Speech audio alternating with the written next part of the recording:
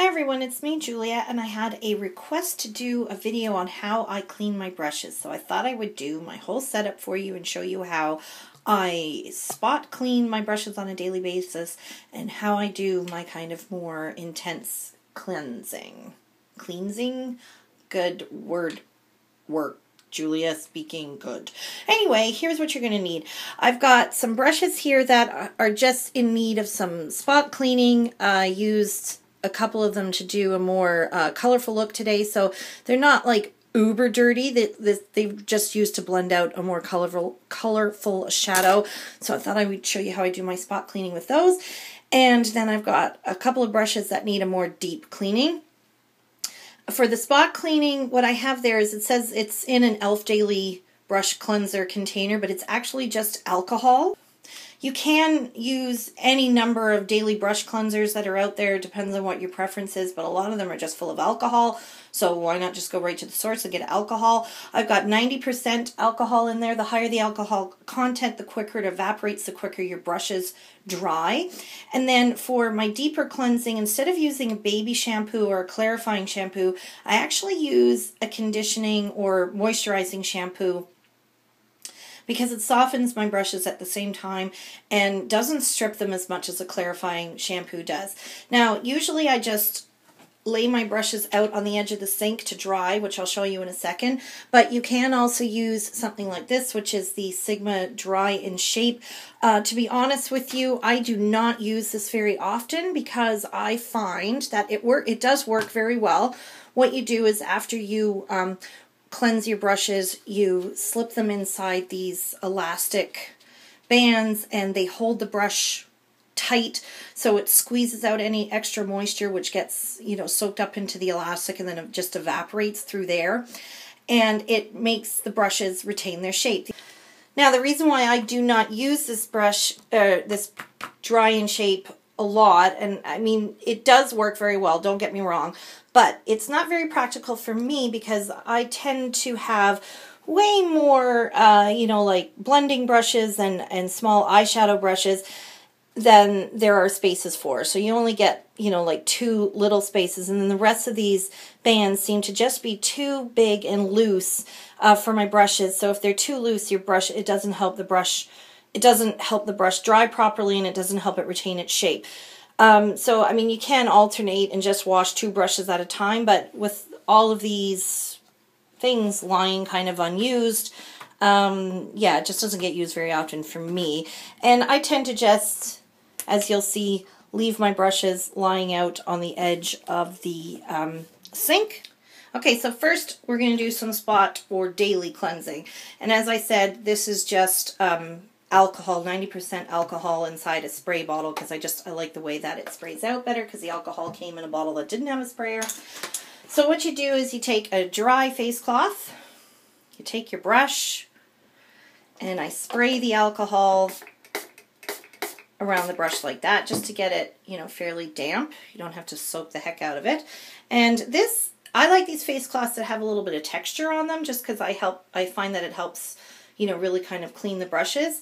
And then I just swirl the brush into the face cloth, and you'll be able to see the color come off, and you can see the color come off the brush. So this wasn't a very dirty brush, which is what the daily cleansing is good for. Okay, so just to show you the next one, same kind of thing.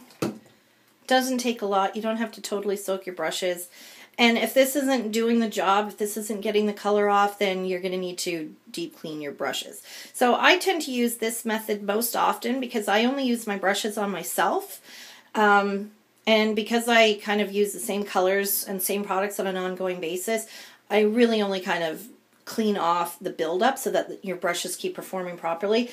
And I do a deep cleanse, usually once a month, depending on how dirty my brushes get. But I really like this kind of quick cleaning method.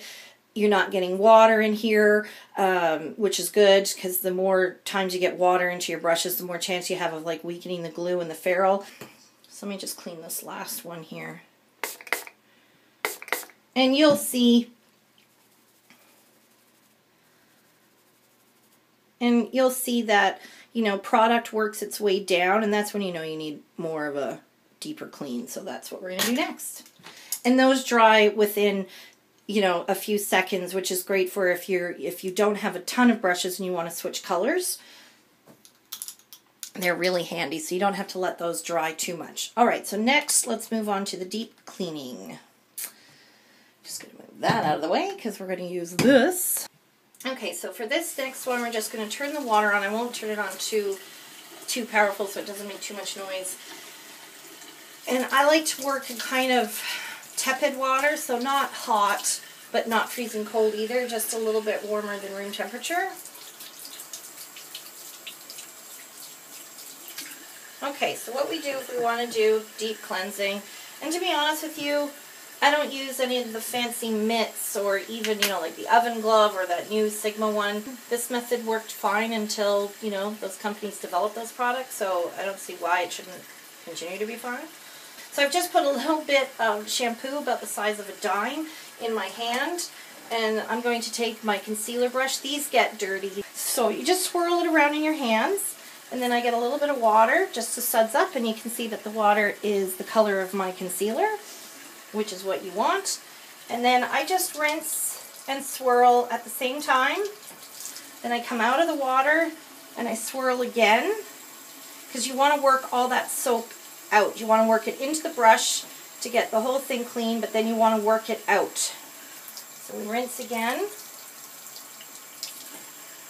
Do the same thing until you don't see little sudsies anymore.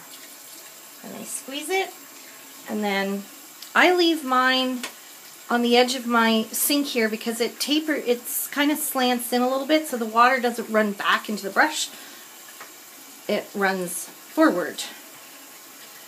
Okay, then I'm going to do the same thing with my blending brush. Sure I'm in the shot here. Same thing. This is fluffier, so it's getting really sudsy. Use the back of my hand. I use this front of the hand. You rinse.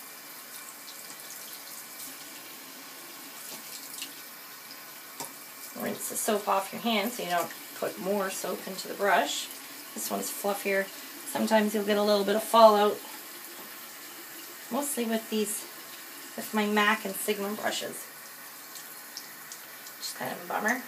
And that's the other reason why I don't like to use anything with kind of like I don't like those texturized mitts and things that really scrub your brushes, because I don't want to pull hairs out. I try to be gentle and just kind of swirling back and forth. I'm not, smushing the bristles down. It's more of a swirling motion.